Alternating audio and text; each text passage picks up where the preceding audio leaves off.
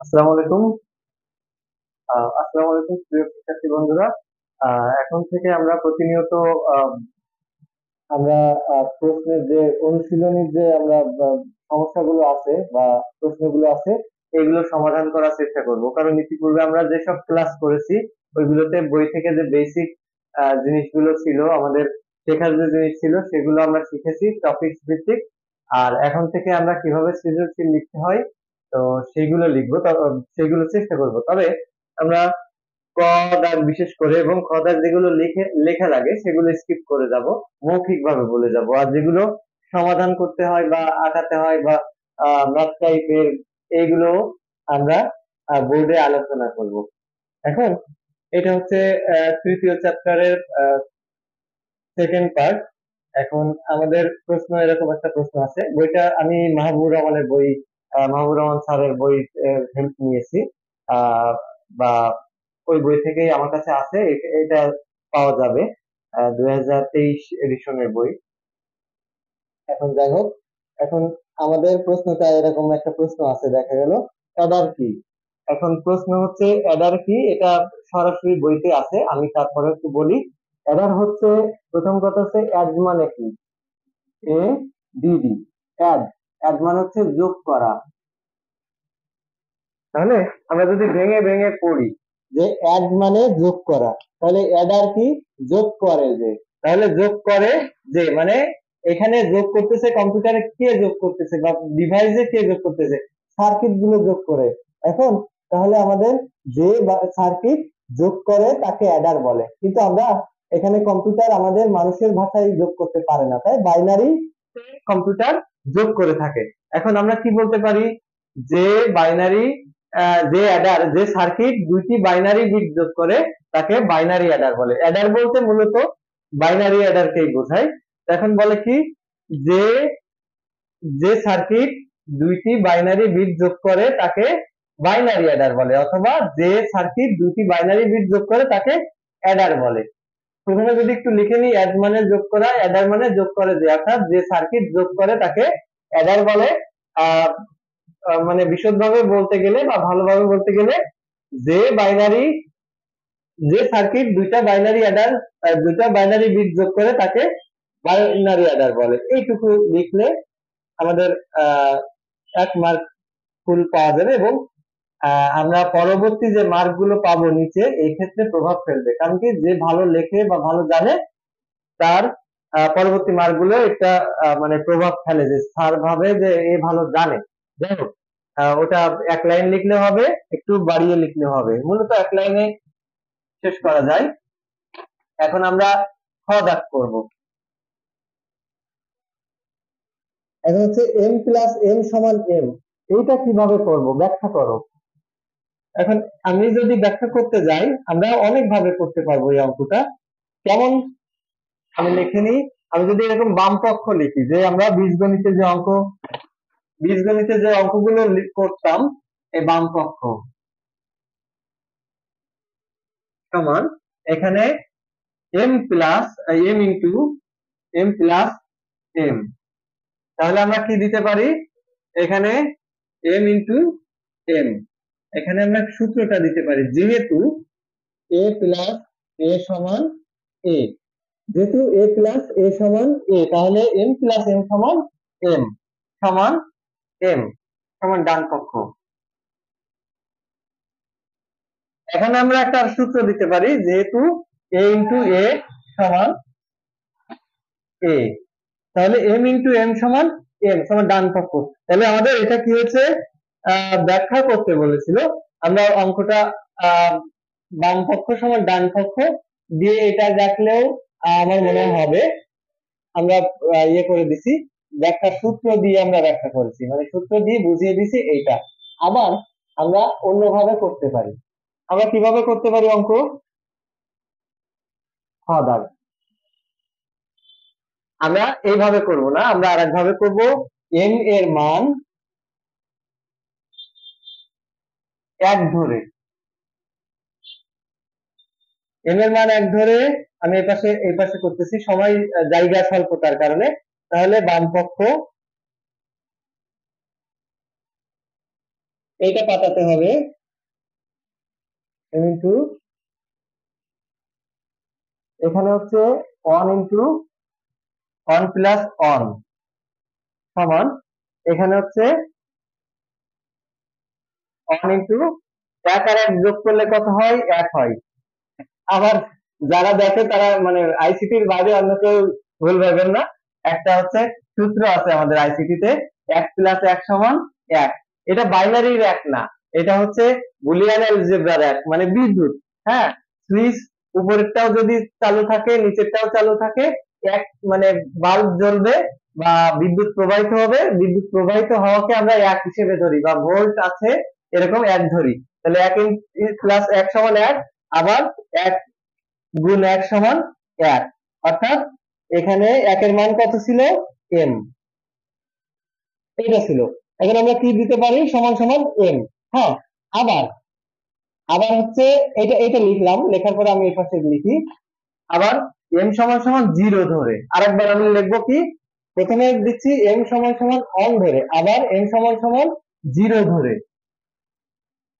তাহলে m into m plus m, তাহলে 0 into 0 plus 0, এখানে 0 ইন্টু 0 0।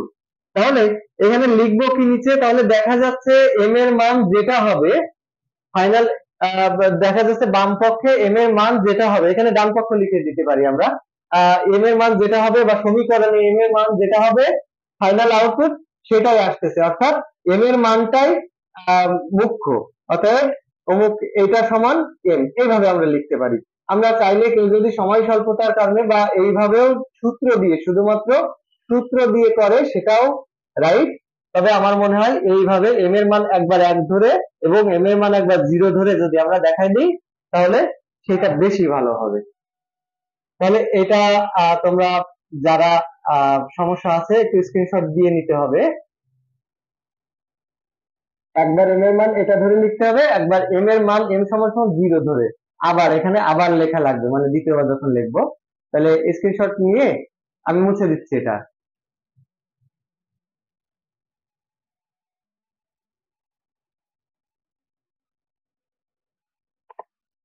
এবার বলেছে কি আমাদের, আচ্ছা আমার একটা ইয়ে হলো, যাই হোক।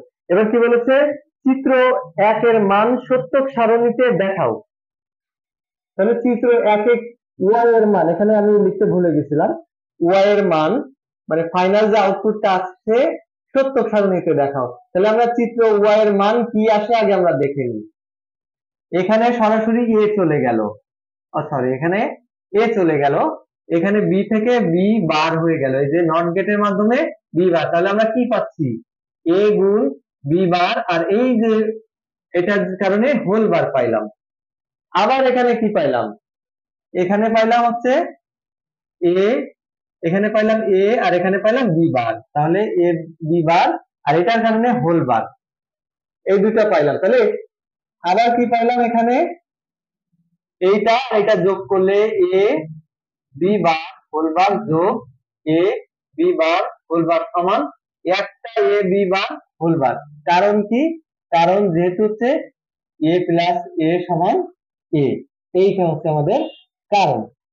এই কারণে আমাদের a প্লাস b বার মানে a ইন্টু b বার হয়ে যাবে।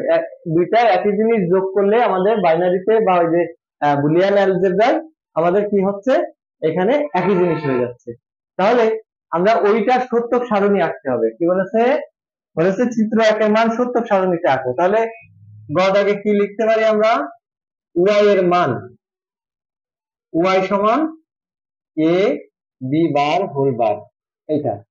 এবার সত্যক সারণী কয়টা চলক আছে এখানে? একটা দুইটা। তাহলে সত্যক সারণীতে কি করতে হয়? যে কয়টা চলক থাকে সেটা হচ্ছে 2 এর মাথায় দিতে হয়। তাহলে 4টা দেওয়া লাগবে আমাদের, বিট থাকবে 4টা।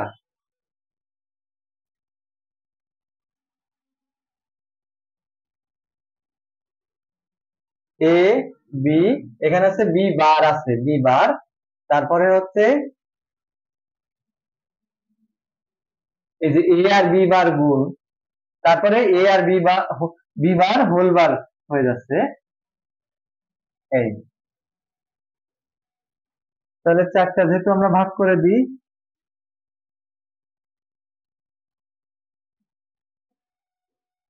এখন আমাদের এ আর বি মূল জিনিস হচ্ছে এ আর বি। এখন আমরা একটা জিরো একটা ওয়ান, একটা জিরো একটা ওয়ান, দুইটা জিরো দুইটা ওয়ান। এখন বি যেটা তার বিপরীতটা হবে বি বার, তাহলে অন জিরো অন জিরো। এবার কি বলেছে, এবার বলেছে যে এর সাথে বি বারের গুণ, এর সাথে বি বারের গুণ। তাহলে এখানে জিরো আছে, চোখ বন্ধ করে জিরো, গুণ থাকলে জিরো আছে, চোখ বন্ধ করে জিরো, এক আর এক গুণ করলে এক হয়, তারপরে এক আর জিরো জিরো। এবার বলেছে এইটা যা তার হোলবারটা তার কি হবে, উল্টা হবে। তাহলে এখন আমাদের হোলবারটা উল্টা দেব, কি দিব, এখানে অন দিলাম, অন দিলাম, তারপরে হচ্ছে জিরো দিলাম, অন দিলাম। কি লিখেছে, চিত্র একের মান সত্যক সারণীতে দেখাও, চিত্র একে ওয়াই এর মান সত্যক সারণীতে দেখাও। তাহলে ওয়াই সমান এটা দিলাম সত্যক সারণী, কি লিখে দেব, চিত্র ওয়াই এর মান সত্যক সারণীতে দেখানো হলো। তাহলে আগে এতে পাইলাম 1 মার্ক, এতে 2 মার্ক, এতে 3 মার্ক পাইলাম, 7 মার্ক। কাটার কোনো সুযোগ নেই। আমরা যদি এই অঙ্কের বা এই টাইপের ম্যাথ করি বা পারি, তাহলে একটা মার্কও কাটতে পারবে না। তাহলে এই যে আমরা সত্যক সারণী করলাম, তাহলে এতে পেয়ে গেলাম কত, 3 মার্ক। এবার বলেছে চিত্র 2 দিয়ে চিত্র 1 এর সার্কিট বাস্তবায়ন করো। তাহলে এটা মুছে দিলাম। কেউ স্ক্রিনশট নিতে চাইলে স্ক্রিনশট নিতে পারো। আর যেহেতু লাইভ করতেছি অনেক সময় ভুল হতে পারে, সেক্ষেত্রে স্ক্রিনশট নিয়ে কমেন্টে বলতে হবে বা ইনবক্সে, স্যার এটা বা ভাইয়া এটা এই জায়গাটা ভুল গেছে। কারণ কি, জানা জিনিসও লাইভে অনেক সময় ভুল যায়। হ্যাঁ, তো অনেক সময় ভুল হতে পারে, খেয়াল থাকে না, আমরা অনেক সময় রিভিশন দেওয়ার মানে সময় স্বল্পতার কারণে খেয়াল করে দেখা হয় না যে এই জিনিসটা তো পারি বা ক্লাসে করাই, তো অনেক সময় ভুল হয়। এটা নিয়ে পরবর্তীতে অবশ্য ট্রলও হয় স্টুডেন্টদের মাঝে। যাই হোক, এখন কাহিনী হচ্ছে এবার ঘ দাগ করবো আমরা। তাহলে প্রথমে বলেছে চিত্র 2 দিয়ে চিত্র 1, মানে চিত্র 2 কি আছে, অর গেট সেই সাথে নট গেট যোগ করলে কি হয়, নর গেট হয়। তাহলে এখানে এ যদি দিতাম বি যদি দিতাম, তাহলে এ প্লাস বি হোল বার, এটা কি গেট, নর গেট। তাহলে এটা হচ্ছে নর গেট। তাহলে নর গেট দিয়ে কি গেট বাস্তবায়ন করতে, মানে এটা বাস্তবায়ন করতে বলেছে। তাহলে নর গেট হচ্ছে যোগের গেট, তাহলে আমাদের যোগের গেটে ফেলতে হবে। তাহলে ওয়াই সমান সমান কি আছে, ওয়াই সমান সমান এ বি বার হোল বার আছে। তাহলে আমরা যোগের গেটে ফেলতে গেলে আমরা কি করব, যোগের গেটে ফেলতে গেলে আমরা গুণটাকে তুলে দিতে হবে। তাহলে গুণটা তুলতে গেলে এখানে আমাদের সূত্র এরকম আছে, এ প্লাস, সরি এখানে এ বি হোল বার যদি ভাঙি আমরা এ বার প্লাস বি বার পাই, সূত্রে এইটা আছে। তাহলে আমরা এ বারের মাথায় এই বারটা ভেঙে যাবে, বি বারের এই ডাবল বার, কারণ বির অলরেডি আগে একটা বার আছে আর এই বারটা ভেঙে এখানে চলে আসলো।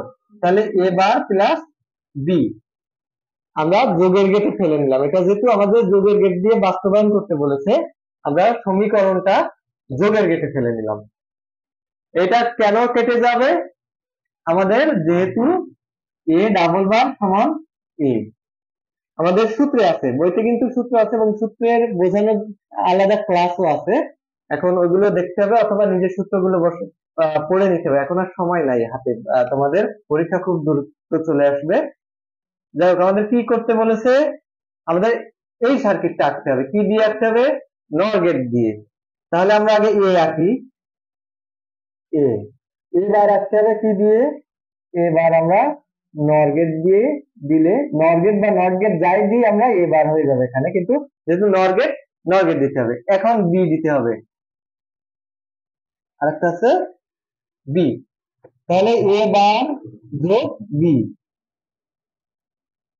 এবার থেকে একটা নিলাম, বি বার থেকে একটা নিলাম, নেওয়ার পরে এই দিলাম। তাহলে কি হলো, এবার যোগ বি, আর এইটার কারণে হোল বার আসলো, এটার কারণে এই যে নট গেটের কারণে হোল বার আসলো। এখন আমরা এখানে চাইলে এখানে আরেকটা দিয়ে দিতে পারি, তাহলে কি হবে, এ প্লাস বি এইবার ডাবল হয়ে যায়, তার মানে কি হয়, কেটে যায়, এ বার প্লাস বি, এটা হয়ে যায়। অথবা আমরা চাইলে এখানে আরেকটা লাইন কি দিতে পারি, এ বার প্লাস বি ডাবল বার, এখানে এটা দিয়ে এটা দেখাই দিতে পারি। তাহলে এটা আমরা কি করলাম, আমরা হচ্ছে আমরা কি করলাম, নর গেট দিয়ে চিত্রের, এই যে চিত্রের ফাইনাল আউটপুটটা এটা বাস্তবায়ন করলাম। তাহলে এতে কয় মার্ক পাবো, এতে 4 মার্ক পাবো, এতে কোনো কাটার সুযোগ নেই। যদি মানে রিভিশন দিতে হবে করার পরে, আমি দিচ্ছি না, টাইম আমি একটু দ্রুত শেষ করতে চাচ্ছি, এরকমই। এখন কাহিনী হচ্ছে আমার এইটার এতে মার্ক কাটার সুযোগ নেই। আমার যেমন চ্যাপ্টার 1 এ মার্ক একটু এদিক ওদিক হলে কাটতে পারে, চ্যাপ্টার 2 যেহেতু লিখিত, চ্যাপ্টার 1 লিখিত, একটু মার্ক চাইলে হাতের লেখার জন্য বা আঁকা বাঁকা হয়ে গেলে বা বানান ভুল গেলে একটু মার্ক কাটতে পারে, কিন্তু এগুলো বুঝে বুঝে করলে একটু হালকা এঁকে বেঁকে গেলেও কিন্তু সার্কিট যদি ঠিক থাকে এতে কোনো কাটার সুযোগ নেই। তাহলে আমরা এখানে এই একটা প্রশ্ন সলভ করলাম, আগামীতে আমরা আরো কয়েকটা প্রশ্ন সলভ করব।